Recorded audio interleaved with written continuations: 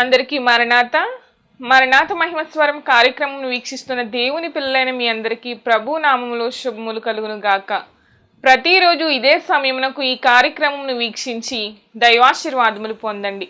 ఇప్పుడు pastor Samuel Sundar Reddy గారు దేవుని వాక్య వర్తమానం అందిస్తారు. శ్రద్ధగా ఆలకించండి. దేవునికి స్తోత్రం. అందరికీ మరణాత. దేవుని మహాకృపను బట్టి బ్లెస్సింగ్ ఛానల్లో వాక్య సందేశాలు ప్రారంభించి నేటికి సంవత్సరం కాలం గడిచింది. మరి ఈ సంవత్సరం అంతా కూడా దేవుడు తన మహాకృపను బట్టి తన ఆత్మశక్తితో ఈ కార్యక్రమాన్ని జరిగించుకుంటూ ముందుకు వెళుతూ ఉన్నారు. చాలా సంతోషము. దీనికి సహకరించినటువంటి బ్లెస్సింగ్ ఛానల్ యాజమాన్యం వారికి, అలాగే వీక్షకులకు, అలాగే విశ్వాసులైనటువంటి మీ అందరికీ, అలాగే మా కొరకు ప్రార్థన చేస్తున్నటువంటి మీ అందరికీ కూడా ప్రత్యేకమైనటువంటి వందనాలు తెలియజేస్తున్నాను. మరి రాబోయే రోజుల్లో కూడా అద్భుతమైనటువంటి పరిచర్య జరగడానికి మీ అనుదిన ప్రార్థనలో మా కొరకు జ్ఞాపకం చేసుకుని ప్రార్థించండి. అలాగే మీ కొరకు కూడా మా అనుదిన ప్రార్థనలో మేము ప్రార్థన చేస్తూ ఉంటాము. ఒకవేళ మీకు ఈ కార్యక్రమం ఆశీర్వాదకరంగా ఉండి ప్రేరేపణ కలిగినట్లయితే కనుక మీ ప్రోత్సాహాన్ని అందించండి. ఈ కార్యక్రమాన్ని దయచేసి ముందుకు వెళ్ళడానికి సహకరించవలసిందిగా దేవుని పేరట తెలియజేస్తూ ఉన్నాను. దేవుడు మిమ్మల్ని బహుగా ఆశీర్వదించును గాక. ఆమేన్. ఆయన వరుడుగా ఉండి అంత పరిశుద్ధముగా ఉంటే మనము కూడా ఎలా ఉండాలంటే పరిశుద్ధముగా ఉండాలి. ఎందుకు అంటే లేవియా కాండములో రాయబడినటువంటి మాట, నేను పరిశుద్ధులను కనుక మీరును పరిశుద్ధులయ్యుండుడి అని రాయబడింది. పరిశుద్ధులు మాత్రమే పరలోక రాజ్యంలోనికి వెళతారు. పరిశుద్ధులు మాత్రమే ఆయనకు వధువుగా నిశ్చయింపబడతారు. పరిశుద్ధులు మాత్రమే నిత్య జీవములోనికి అడుగు పెడతారు. మరి మనం పరిశుద్ధులమా అంటే కనుక కాదు, మనం పరిశుద్ధులము కాదు ఒకప్పుడు. మరి పరిశుద్ధులు ఎవరు అంటే, పరిశుద్ధులైన కన్యక ఎవరు అంటే కనుక ఎవరైతే యేసుక్రీస్తు ప్రభువారి రక్తములో కడగబడతారో, ఎవరైతే మారు మనసు పొందుకుని పాప క్షమాపణ నిమిత్తం బాప్తిసం పొందుకుంటారో, ఎవరైతే యేసుక్రీస్తు ప్రభువారి యొక్క చిత్తానుసారముగా నడుచుకుంటారో, ఎవరైతే మందిరాన్ని విడిచిపెట్టకుండా, ఎవరైతే వాక్యాన్ని గ్రహించుకుంటారో, ఎవరైతే ఆయన మాటను విని ఆ మాటలు చెప్పున గైకొంటూ ముందుకు కొనసాగుతారో, ఎవరైతే రాకడకు సిద్ధపడతారో, రక్షణను కాపాడుకుంటూ ముందుకు సాగుతారో, వారే పరిశుద్ధులైనటువంటి పవిత్రమైనటువంటి కన్యకలుగా పిలువబడతారు. దేవునికి మహిమ కలుగునుగాక. పవిత్రత, పరిశుద్ధత, వీటిని మనం కాపాడుకోవాలి. పవిత్రాలని కన్యకగా ఒకే పురుషుడు అనగా యేసుక్రీస్తు ప్రభువారికి సమర్పింపవలనని ప్రదానము చేసినట్టుగా ఇక్కడ పౌలు గారి ద్వారా దేవుడు రాయిస్తూ ఉన్నాడు. అవును, ఈ మాట చాలా వాస్తవం. ఎందుకంటే యేసుక్రీస్తు ప్రభువు తన రక్తమును ఇచ్చి తన ప్రాణమును పెట్టి మనలను ఆయన ఎప్పుడో నిశ్చితార్థం చేసుకున్నాడు. ఎప్పుడో ఆయన మనల్ని కొనేసుకున్నాడు. ఇప్పుడు మనం మన సొత్తు కాదు, ఆయన సొత్తు అయి ఉన్నాము, ఆయన ప్రజలై ఉన్నాము. దేవునికి మహిమ కలుగునుగాక. కాబట్టి ఎప్పుడైతే మనం రక్షణ పొందుకున్నామో మనం ఎలా మార్చబడ్డామంటే కన్యకలుగా మార్చబడ్డాము. కలంకమైనను, ముడతైనను, మచ్చైనను, డాగైనను లేనటువంటి పవిత్రురాలైనటువంటి కన్యకగా మనం మార్చబడ్డాము. ఇలా మార్చబడినటువంటి మనము యేసుక్రీస్తు ప్రభువారి దగ్గర నిలవబడేటటువంటి వధువుగా, ఆయన ప్రక్కన ఉండేటటువంటి వధువుగా ఒక గొప్ప అంతస్తును మనం కలిగి ఉన్నామనే విషయాన్ని కూడా ఈరోజు మీకు జ్ఞాపకం చేస్తూ ఉన్నాను. మన పొజిషన్ ఏమిటి అంటే కనుక ఆయనకు భార్యగా, ఆయన వరుడైతే మన వధువుగా మనం ఉన్నాం. ఇట్టి భాగ్యము ఎలా వచ్చింది అంటే కనుక యేసుక్రీస్తు ప్రభువారే మనకు కలిగించారు. ఇట్టి భాగ్యము ఎలా వచ్చింది అంటే కనుక యేసుక్రీస్తు ప్రభువారు తన ప్రాణ త్యాగము చేయడం ద్వారా వచ్చింది. ఆయన మనందరి కొరకు బలి అవ్వడం వల్ల వచ్చింది. లోక పాపమును మోసుకుని పోవచ్చున్న దేవుని గొర్రె పిల్లగా పిలువబడినటువంటి యేసుక్రీస్తు ప్రభువారే ఈ లోకములోనికి వచ్చి వేసి తన్ను తాను రిక్తునిగా చేసుకుని తన్ను తాను తగ్గించుకుని 39 కొర్రా దెబ్బలు ఒంటి మీద నాట్యమాడాయి. తల మీద భయంకరమైన ముళ్ళ కిరీటం పెట్టబడింది. చేతుల్లోనికి కాళ్ళలోనికి మేకులు తెగ్గొట్టబడ్డాయి. భూమికి ఆకాశానికి మధ్యలో 3 మేకుల మధ్యలో, నిలువు కమ్మికి అడ్డు కమ్మికి మధ్యలో, దేవదేవునికి నరునికి మధ్యలో మధ్య వ్యక్తిగా ఉన్నటువంటి యేసుక్రీస్తు ప్రభువారు మాంసం ముద్దగా మార్చబడి తన ప్రాణమును తన దేహమును దానముగా ఇచ్చి వేసినాడు. కనుకనే పాపులుగా ఉన్నటువంటి మనము పరిశుద్ధులుగా మార్చబడ్డాం. అంత మాత్రమే కాదు, పవిత్రురాలైనటువంటి కన్యకలుగా మార్చబడ్డాం. ఇట్టి గొప్ప రక్షణ, ఇది మామూలు రక్షణ కాదు, గొప్ప రక్షణ. ఇట్టి గొప్ప రక్షణను నిర్లక్ష్యము చేసిన ఎడల ఎలాగూ తప్పించుకుందుము అని హెబ్రీ పత్రికలో పౌలు గారు మాట్లాడుతున్నారు. వద్దు, నిర్లక్ష్యము చేసేటటువంటి వారంగా మనం ఉండకూడదు. అవును, ప్రభువు నమ్ముకున్నాం, బాగానే ఉంది. రక్షణ పొందుకున్నాం, బాగానే ఉంది. పాపక్షమాపణ జరిగింది, బాగానే ఉంది. అయినప్పటికీ కొంతమంది ఈ మధ్య కాలంలో నిర్లక్ష్యము చేస్తున్నారు. జాగ్రత్త. నిర్లక్ష్యము చేస్తే రాబోయేటటువంటి ఉగ్రత నుంచి తప్పించేది ఎవరు? ఒకసారి కడగబడ్డాము, రక్షణ పొందుకున్నాము, ప్రభు రక్తములో కడగబడి ప్రభువుతో ఐక్యమయ్యేటటువంటి దశలోనికి వస్తూ ఉండగా సాతాను వేస్తున్నటువంటి కుయుక్తులకు, సాతాను వేస్తున్నటువంటి ఎత్తుగడలకు పడిపోయినటువంటి వారు అనేక మంది ఉండొచ్చు. కానీ నేను చెప్తున్నటువంటి మాట, జాగ్రత్త. రక్షణ పొందుకోవడం ఒక ఎత్తు అయితే దాన్ని కాపాడుకోవడం మరొక ఎత్తు. పొందుకునేటువంటి రక్షణ జాగ్రత్తగా మనం కొనసాగించవలసిన వారమై ఉన్నాము. సాతానుగాడి యొక్క ప్రయోగం ఏమిటి అంటే కనుక, వాడి ఉద్దేశం ఏమిటి అంటే ఎప్పుడు మృంగుదామా అని ఎదురు చూస్తూ ఉన్నాడు. మనము వాడికి తావివ్వకూడదు, మనం వాడికి చోటు ఇవ్వకూడదు. వాడు రకరకాల విషయాలలో మనలను ఇబ్బంది పెడుతూ ఉంటాడు. వాడి ప్రయోగాలు గొప్పవి కాబట్టి చాలా జాగ్రత్తగా మనం ఉండాలి. లోకాన్ని ఎరగా వేస్తాడు వాడు, లోక ఆశలను ఎరగా వేస్తాడు వాడు. నేత్రాస, శరీరపు ఆశ, జీవపు డమ్మము, ఇవి లోకములో ఉన్నవి. లోకములో ఉన్న వాటికి మనము చాలా జాగ్రత్తగా ఉండాలి. లోకములో ఉన్నది ఏది నాది కాదంటున్నాడు దేవుడు. కాబట్టి సాతాను వేస్తున్నటువంటి ఉచ్చులోనికి మనం వెళ్లకుండా పరిశుద్ధతను మనం కాపాడుకుంటూ, పవిత్రతను మనం కాపాడుకుంటూ ముందుకు సాగాలని మరి దేవుని వాక్యము సెలవిస్తూ ఉంది. రెండవ లక్షణం ఏమిటంటే కన్యక. ఎలాంటి కన్యక అంటే ఈ రెబెక్కమ్మ పురుషుని కూడినటువంటి కన్యక, పవిత్రతతో ఉన్నటువంటి కన్యక, పరిశుద్ధురాలైనటువంటి కన్యక. ఈమె వలె మనము కూడా పరిశుద్ధులముగా ఉండాలి.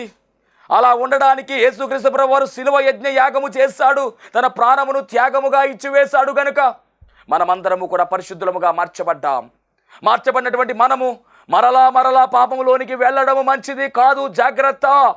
నీలో ఉన్నటువంటి వ్యసనాలు, నీలో ఉన్నటువంటి వ్యతిరేక క్రియలు, దేవునికి నచ్చని క్రియలు అన్నిటినీ కూడా నువ్వు విసర్జించాలి, విడిచిపెట్టాలి. నువ్వు రక్షణ పొందుకుని ఇంకా నువ్వు పాపపు క్రియలు చేస్తూ ఉంటే దేవుడు ఊరుకోడు. వాక్యం వింటున్నటువంటి దేవుడి బిడ్డలారా, జాగ్రత్త. దేవుడు నీతోనే మాట్లాడుతున్నాడు సహోదరుడా. ఇదిగో నీవు ఇంకనూ మారలేదు, ఇంకనూ నీవు ఆ యొక్క వ్యసనాలలోనే ఉండిపోతున్నావు. ఎవరు చూశారులే అనేటటువంటి ఒక భయంకరమైనటువంటి ఆలోచన కలిగి ఉన్నావు. సమస్తమును చూస్తున్నాడు ఆయన, నీకు అవకాశం ఇస్తూ ఉన్నాడు. నువ్వు మారుతావని ఎదురు చూస్తూ ఉన్నాడు. మారు. పరిపూర్ణంగా మారితే నీ జీవితంలో దేవుడు అద్భుతాలు జరిగిస్తాడు. నీకున్నటువంటి ఇబ్బందులు తొలగిపోతాయి, నీకున్నటువంటి అశాంతి తొలగిపోతుంది. అన్నీ కూడా ఆయన చిత్తానుసారంగా జరుగుతాయి. ఈ పవిత్రత నువ్వు కోల్పోవడానికి అవకాశము ఇవ్వద్దు. పవిత్రత కలిగి ఉండాలి. సాతానికి అవకాశం ఇస్తే అపవిత్రత మనలోనికి వస్తుంది. జాగ్రత్త. దేవునికి మహిమ కలుగును గాక. కాబట్టి ఈ పరిశుద్ధత చివరి వరకు మనం కాపాడుకోవాలి. ఎగిరి మేఘం ఎక్కాలంటే పరిశుద్ధులుగా ఉండాలి. పరిశుద్ధులకు మాత్రమే అక్కడ చోటున్నది. పరిశుద్ధులకు మాత్రమే ఆ నిత్యరాజ్యంలో చోటున్నది. కనుక ఈ పరిశుద్ధత మనం కలిగి ఉండాలి. ఇది రెండవ లక్షణం. ఇక మూడవ లక్షణంలోకి వెళ్తే కనుక ఆదికాండం 24వ అధ్యాయము 16వ వచనంలో మరలా ఒకసారి మనం చదివినట్లయితే, ఆ చిన్నది మిక్కిలి చక్కనిది, ఆమె కన్యక, ఏ పురుషుడును ఆమెను కూడలేదు. ఆమె ఆ బావిలోనికి దిగిపోయి కడవను నీళ్లతో నింపుకొని ఎక్కిరాగా. రైట్.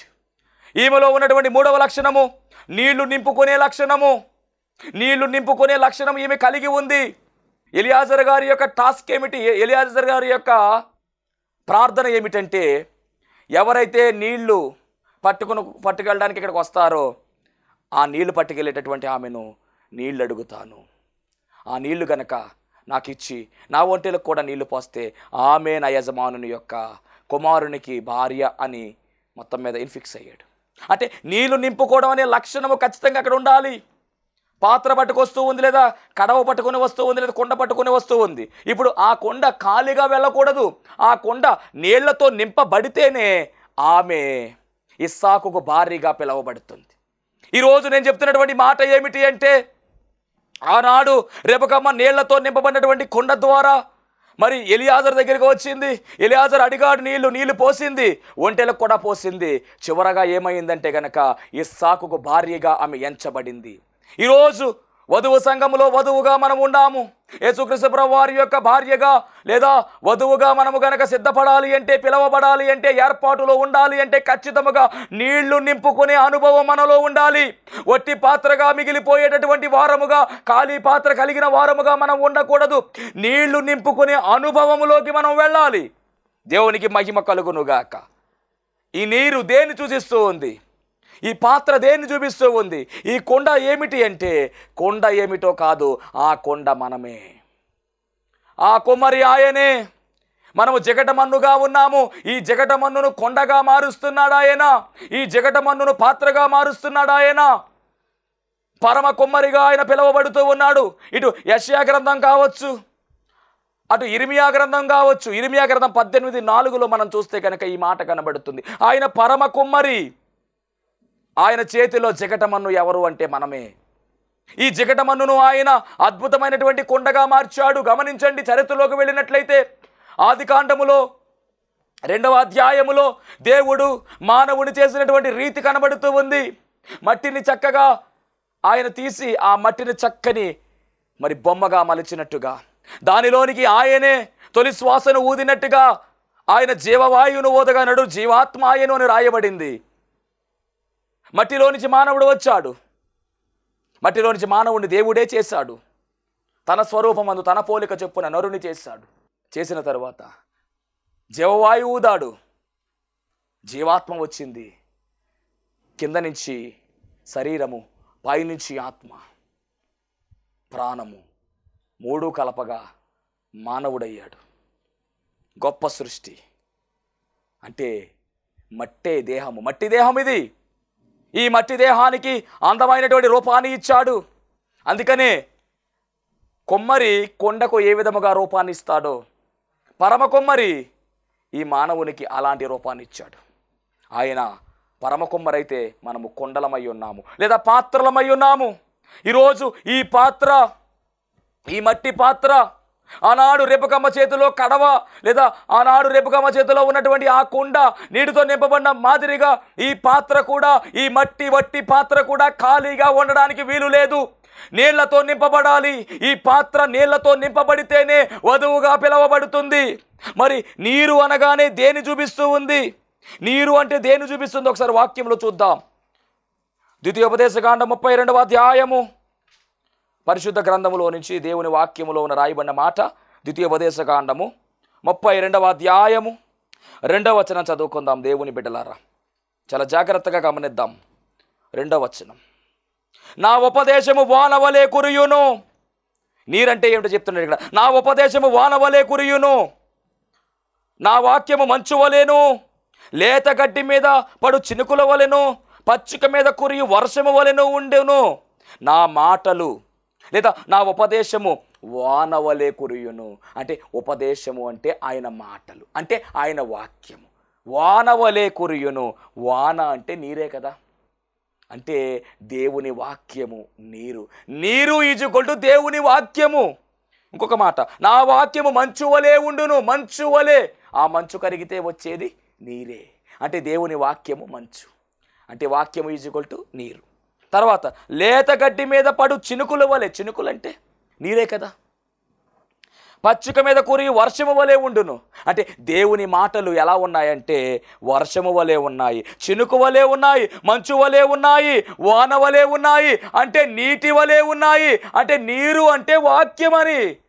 దేవుని వాక్యమే నీరు అనేటటువంటి విషయాన్ని ఇక్కడ మనము ఆత్మీయ కోణములో మనము చూడాలి. అక్కడ రిబకమ్మ నీటితో కడవ నింపితే, ఇక్కడ మనము ఈ పాత్రను, ఈ మట్టి పాత్రను, ఈ మట్టి దేహాన్ని వాక్యముతో నింపాలి. నింపుకునేటటువంటి లక్షణం మనం కలిగి ఉండాలి. నింపుకునేటటువంటి లక్షణము మనము కలిగి ముందుకు సాగవలసిన వారమై ఉన్నాము. దేవునికి మహిమ కలుగును గాక. చాలా జాగ్రత్తగా మనం పరిశీలన చేయవలసినటువంటి మాట ఇది. వటివారము కాదము, మట్టివారమే అయినప్పటికీ దేవుని మహాకృపను బట్టి, దేవుడు మనకిచ్చిన యోగ్యతను బట్టి ఈ మట్టి పాత్ర, వట్టి పాత్ర దేవుని వాక్యముతో నింపబడాలి. నింపుకునే లక్షణము మనలో ఉండాలని దేవుని వాక్యము చాలా స్పష్టంగా సెలవిస్తూ ఉంది. కాబట్టి మన దేహము వాక్యముతో నింపబడాలి. నింపుకునే లక్షణం మనలో ఉండాలి. పాపానికి మనము చోటు ఇవ్వకుండా ఉండాలి అంటే ఖచ్చితముగా వాక్యములో మనము ఉండాలి. మనలో వాక్యం ఉండాలి. వాక్యము మనలో ఉంటే మనం మండించబడతాము. దేవుని వాక్యం మనలో ఉంటే మనం మండించబడతాము. అపోస్తలులు చేసినటువంటి బోధ, అద్భుతమైనటువంటి బోధ, దేవుని సేవలో బలముగా వారు వాడబడ్డారు అంటే వారు వాక్యముతో నింపబడ్డారు, వాక్యముతో కడగబడ్డారు. వారు ఈరోజు దేవుని వాక్యము ప్రకటిస్తూ ఉంటే చాలామంది ఆ వాక్యాన్ని వినేవారుగా లేరు. మందిరానికి వెళుతున్నారు కానీ దేవుని వాక్యము చెప్పేటటువంటి సమయంలో బోధకుడు నిలవబడి వాక్యాన్ని మాట్లాడుతూ ఉంటే ఆ వాక్యాన్ని వినకుండా బయటకు వెళ్ళిపోయేవారు అనేక మంది ఉన్నారు కదా. అంత మాత్రమే కాదు, సభలలో వాక్యాన్ని ప్రకటిస్తూ ఉంటే అనేక మంది వారి ఇష్టానుసారంగా బయట తిరుగుతూ ఉన్నారు. కొంతమంది ఏం చేస్తారంటే సెల్ ఫోన్ పట్టుకెళ్ళి సెల్ ఫోన్ చూసుకుంటూ కూర్చుంటారు.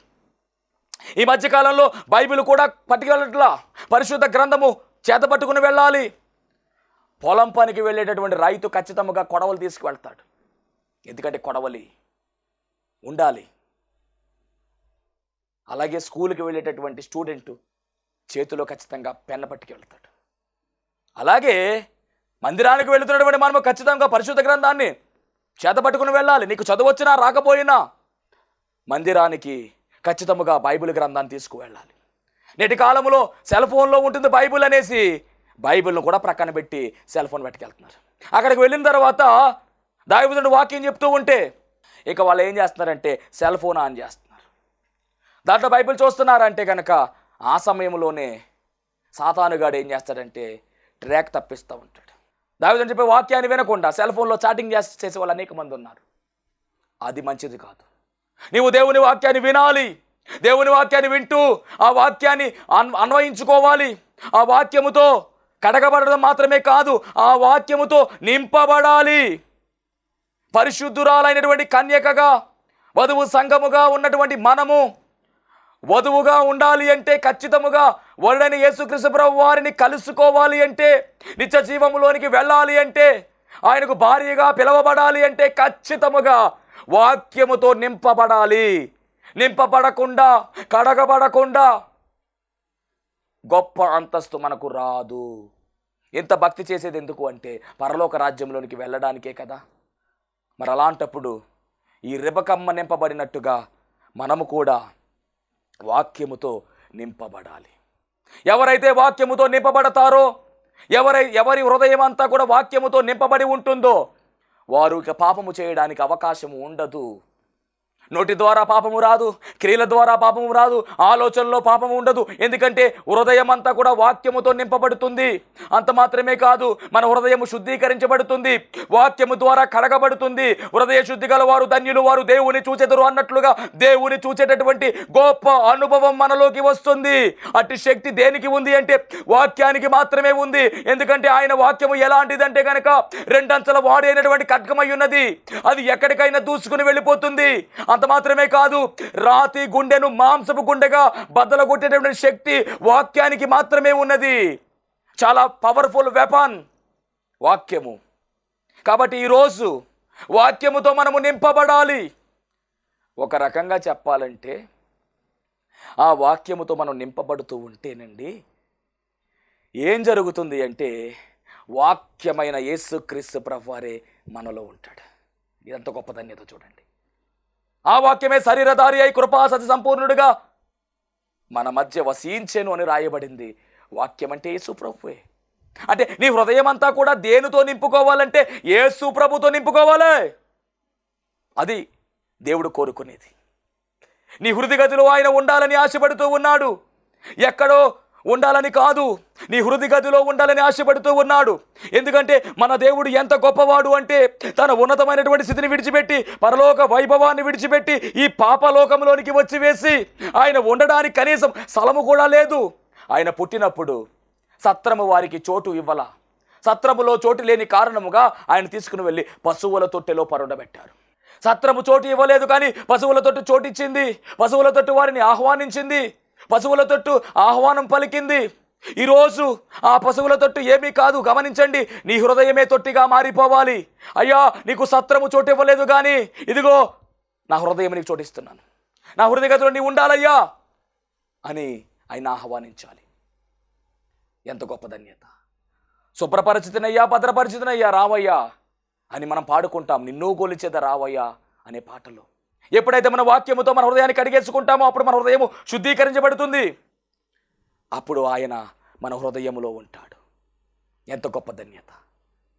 అలా ఉంటే పరిశుద్ధమైనటువంటి కన్యకగా మనం పిలువబడతాం. అంత మాత్రమే కాదు, ఎగిరి మేఘం ఎక్కే గొప్ప ధన్యత వరుడైనటువంటి యేసుక్రీస్తు ప్రభువారికి వధువుగా మనం అందరం కూడా ప్రక్కన ఉండే అవకాశం ఉంటుంది. ఇటు భాగ్యం మీరు కోల్పోతారా? వద్దు వద్దు. ఇటు భాగ్యం కావాలి అంటే వాక్యముతో నింపబడి ఆ ప్రభువును మన హృదయంలో నింపుకుందాం. ఇది 3వ లక్షణం. ఇక 4వ లక్షణము, చిన్నదానికి ఉండవలసిన 4వ లక్షణము, ఎప్పుడైతే ఈమె కడవ నీళ్లతో నింపుకొని వచ్చిందో అప్పుడు ఎలియాజరు అడుగుతున్నాడు, అమ్మా నేను త్రాగడానికి నాకు నీళ్లు కావాలమ్మా అంటే ఆమె అంట ఆ కడవనంటండి నిజంగా క్రిందకు దింపి ఎలియాజర్ని ఏమీ అనకుండా నీళ్లు పోసిందంట తాగమని. ఆమె అంటున్నటువంటి మాట, ఇదిగో నేను మీ ఒంటెలకు కూడా నీళ్లు పోస్తానని చెప్తూ చదువుకుందాం. 17వ వచనం, 24-17 ఆదికాండం. ఆ సేవకుడు ఆమెను ఎదుర్కొన్నటకు పరుగెత్తి, నీ కడవలో నీళ్లు కొంచెము దయచేసి నన్ను త్రాగనిమ్మని అడిగాను. అందుకు ఆమె, అయ్యా త్రాగుమని చెప్పి త్వరగా తన కడవను చేతి మీదకు దించుకొని దానికి దాహం ఇచ్చాను. ఎంత అద్భుతం అండి ఇది! చేతి మీదకు దించుకుంది, పైనుంచి పోసేయలేదు. అంటే నీరు కూడా వేస్ట్ కాకుండా, చుక్క కూడా బయటికి పోకుండా ఎంత చక్కగా ఆమె నీటిని కాపాడుతుందో గమనిస్తున్నారా? నేటి కాలములో నీటిని ఎంత వృధా చేస్తున్నారో. నీరు లేనటువంటి ప్రాంతాలు అనేక ప్రాంతాలు ఉన్నాయి, కానీ మనకైతే మట్టికి నీరు పుష్కలంగా వస్తుంది. నీరు లేకపోతే వచ్చే పరిస్థితి గమనిస్తున్నారా? ఎంత వృధాగా నీటిని పాడు చేస్తున్నారో. జాగ్రత్త. ఇక్కడ ఈమె ఆ కడవను జాగ్రత్తగానంట చేతుల మీదకు దించుకుని నీళ్లు పోసిందంట. ఎంత చక్కని లక్షణం. పోసి అంటుంది కదా, అందుకు ఆమె, అయ్యా త్రాగుమని చెప్పి త్వరగా తన కడవను చేతి మీదకు దించుకుని అతని దాహం ఇచ్చాను. మరియు ఆమె అతనికి దాహం ఇచ్చిన తరువాత, నీ ఒంటెలు త్రాగు మట్టుకు వాటికి నీళ్లు చేదిపోయేదునని చెప్పి. బా, అంటే ఈ లక్షణం మనం గమనిస్తే ఎవరైనా సహాయము కోరితే సహాయపడే లక్షణం ఇది. ఎవరైనా సహాయం అడిగితే సహాయము చేసే లక్షణము. వరుడైన యేసుక్రీస్తు ప్రభువారిలో ఉన్నటువంటి లక్షణం ఇది. అడిగిన వాటిని ఇచ్చేవాడుగా ఆయన ఉన్నాడు.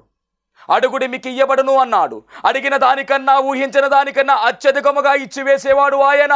ఇది వరుడైన యేసుక్రీస్తు ప్రభువారి యొక్క లక్షణం ఇది. ఇప్పుడు రెబెక్కమ్మ కూడా ఏమంటుందంటే, నీళ్ళు అడిగాడు ఆయన, కానీ అతనికి మాత్రమే కాదంట, ఒంటెలకు కూడా నీళ్లు పోస్తానని చెప్పి ముందుకు వెళ్ళింది. అడిగిన దానికన్నా, ఊహించిన దానికన్నా అత్యధికముగా ఇచ్చివేసే లక్షణం ఇక్కడ ఈమె కలిగి ఉంది. ఇది ప్రభువు యొక్క లక్షణం. నేను చెప్తున్నటువంటి మాట ఏమిటి అంటే, మరి వరుడైన యేసుక్రీస్తు ప్రభువారు అట్టి లక్షణము కలిగి ఉంటే మనము కూడా అట్టి లక్షణము కలిగి ఉండాలి. ఎలాంటి లక్షణం అంటే సహాయపడే లక్షణం కలిగి ఉండాలి. మేలు చేయట చేతనైనప్పుడు మేలు చేయాలి. అలా చేయకుండా ఎడల అది కీడే, దానివల్ల పాపము వస్తుందని దేవుని వాక్యము సెలవిస్తుంది. యాకోబు పత్రికలో రాయబడినమాట, మేలు చేయుట మీ చేతనైనప్పుడు దాన్ని కాదనకుండా చెయ్యాలి మేలు. ఎవరైనా సహాయం అడిగితే ఆ సహాయాన్ని మనం చేయవలసిన వారమై ఉన్నాం. ఎంత గొప్ప ధన్యత! అంత మాత్రమే కాదు, ఈ సహాయపడే లక్షణములో మరి ఆమె నీళ్లు పోసింది. అంటే నీళ్లు పట్టుకుని నీళ్లు నింపబడింది, ఇప్పుడు సహాయం చేస్తూ నీళ్లు పోస్తుంది. అంటే అవసరమైతే నింపబడినటువంటి నీటిని పోసేవారుగా మనం ఉండాలి. ఆమె ఏ విధంగా నీరు పోసిందో అదే విధంగా మనము కూడా వాక్యాన్ని ఇతరులకు పంచే విధముగా ఉండాలి. వాక్యాన్ని ఇతరులకు అందించే విధముగా ఉండాలి. మనము నింపబడ్డాము. గమనించండి, 6 రాతి బాణలు కూడా అంచుల మట్టుకు నింపబడ్డాయి. ఏ వెలితి లేదు ఎక్కడా కూడా. నా గిన్నె నిండి పొర్లుచున్నది అన్నట్లుగా అంచుల వరకు కూడా నింపబడ్డాయి. నింపబడిన తరువాత అది ద్రాక్షరసంగా మార్చబడింది. అలాగే మనం కూడా 3వ లక్షణం నింపబడ్డాం. ఇప్పుడు నింపబడినటువంటి మనము సహాయపడే లక్షణం 4వది. దాంట్లో ఏం చేయాలంటే అవసరమైతే వాక్యాన్ని ఇతరులకు అందించాలి. వంచబడింది ఆ నీరు, ఆ కుండ వంచబడినట్టుగా మనం కూడా ఈ వాక్యాన్ని ఇతరులకు అందించాలి. అక్కడ నీరైతే ఇక్కడ వాక్యము. వాక్యంతో నింపబడ్డాం. 4వ లక్షణము అందించే వారంగా ఉండాలి. ఎంత వాక్యమైన మనం ప్రకటించాలి. సమయమందును అసమయమందును ఎనీ టైం దేవుని వాక్యాన్ని ప్రకటించే వారముగా మనం ఉండాలి. దేవుని బాధకులుగా మనం ఉండాలి, దేవుని సేవకులుగా మనం ఉండాలి. యేసుక్రీస్తు ప్రభువారు కూడా విరివిలేనటువంటి సువార్త ఆయన చేశాడు. రాత్రంతా కూడా ఆయన ప్రార్థనలో గడిపినట్టుగా, పగలంతా కూడా ఆయన సువార్త పరిచర్యలో ఆ వీధులు తిరిగినట్టుగా, యెరూషలేము ప్రాంతం అంతా కూడా, గలిలయ ప్రాంతము, సమరయ ప్రాంతము, ఆ ప్రాంతాల గుండా సముద్ర తీరమున ఆయన ప్రయాణము చేసినట్టుగా రాయబడింది. కాలి నడకన మాత్రమే ఆయన సువార్త పరిచర్య. కొన్ని సందర్భాలలో ఆయన ఆ యొక్క గలిలయ సముద్రం అద్దరి నుంచి ఇద్దరికి వెళ్తా ఉండేవాడు. గెరాసేను దేశము మీదుగా వెళ్ళాడు ఆయన. ఆ ప్రాంతాలన్నీ కూడా ఆయన సువార్త చేశాడు, కాలి నడకన సువార్త చేశాడండి. ఎక్కడ కూడా ఆయన రెస్ట్ తీసుకోలేదు. ఒకే ఒక సందర్భంలో కనబడుతున్నటువంటి మాట ఏమిటి అంటే, ఆయన ఓడ అమరమున తలవాల్చుకున్నట్టుగా కనబడుతూ ఉంది. అది మాత్రమే. ఆ సమయంలో కూడా శిష్యులు లేపేశారు ఆయన. చూడండి ఎంత సువార్త చేశాడు. మహోన్నతుడు నీకు వందనాలు, స్తోత్రాలు. విత్తబడినటువంటి వాక్యము ద్వారా రావాల్సిన దీవెనలు సమృద్ధిగా నీ బిడ్డలకు దయచేయమని, వారి జీవితాల్లో ఉన్నటువంటి కష్టాలు, నష్టాలు, బాధలు, బలహీనతలు, ఇబ్బందులు, ఇరుకులు సమస్తమును తొలగించండి ప్రభువా. నీ నిత్య రాజ్యములో తండ్రి నాయన సిద్ధపడి ఎగిరి మేఘమెక్కగల ధన్యత అందరికీ దయచేయమని త్వరగా పెండ్లి కుమారుడిగా రానయ్యన యేసుక్రీస్తు వారి నామములో అడిగి వేడుకొనుచున్నాము పరమ తండ్రి, ఆమేన్. అందరికీ మరణాత. దేవునికి స్తోత్రం. అందరికీ వందన మరణాత తెలియజేస్తున్నాను. మరణాత మహిమస్వరం అనే ఆధ్యాత్మిక కార్యక్రమాన్ని వీక్షిస్తున్న మీ అందరికీ కూడా మరొక పర్యాయము ప్రభు పేర వందన మరణాత తెలియజేస్తూ ఉన్నాను. మరి ఈ కార్యక్రమము ఎంతో ఆశీర్వాదంగా ఉందని, ఈ కార్యక్రమం ద్వారా ఎన్నో మేళ్లు పొందుకున్నామని మరి మీరందరూ కూడా ఫోన్ కాల్ చేస్తూ ఉన్నారు. చాలా సంతోషము. ఎన్నో అద్భుత ఆశ్చర్యకార్యాలు దేవాదేవుడు ఈ కార్యక్రమం ద్వారా జరిగిస్తున్నారు. దేవుని నామమునికి మహిమ కలుగునుగాక. మరి మీరు చూస్తున్నటువంటి ఈ యొక్క షెడ్ గురించి గతంలో మీకు చెప్పడం జరిగింది. యజమానుడు మరి దీన్ని బేరం పెట్టారని చెప్పేసి, దీన్ని తీసుకుంటే ఇక్కడ ఆరాధన జరుగుతుంది, లేకపోతే మనం బయటికి వెళ్ళాలనేటువంటి పరిస్థితిని మీకు చెప్పినందుకు చాలామంది మరి సహకరించారు. కొంతమంది మరి అమౌంట్ పంపించడం జరిగింది, అలాగే ప్రార్థన చేయడం జరిగింది. దేవుని మహాకృపను బట్టి పంపించినటువంటి కొంత అమౌంట్ మరి యజమానుడికి కట్టడం జరిగింది. ఇంకా చాలా అమౌంట్ మనము వారికి ఇవ్వాల్సి ఉంది. కనుక మరి ఈ కార్యక్రమాన్ని వీక్షిస్తున్నటువంటి మీకు ఎవరికైనా కనుక ప్రేరేపణ కలిగినట్లయితే కనుక మరి మీ వంతు సహకారాన్ని అందించండి. ఈ దేని సేవకునికి మీ యొక్క సహకారం అందించి ఈ సేవను మరి ముందుకు వెళ్ళేలాగా సహకరించవలసిందిగా ప్రభు పేరు తెలియజేస్తూ ఉన్నాను. మీకు ఎవరికైనా కనుక మరి ప్రేరేపణ కలిగినట్లయితే కనుక స్క్రీన్ మీద కనపడుతున్నటువంటి ఆ నెంబర్కి ఫోన్పే చేయండి, లేదా ఫోన్ చేసినట్లయితే కనుక నేనే స్వయంగా మాట్లాడతాను. మీ సహకారాన్ని అందించండి. ప్రభు పనిలో మీరు కూడా పాలి భాగస్తులు కావాల్సిందిగా ప్రభు పేరు తెలియజేస్తున్నాను. అందరికీ మరణాత.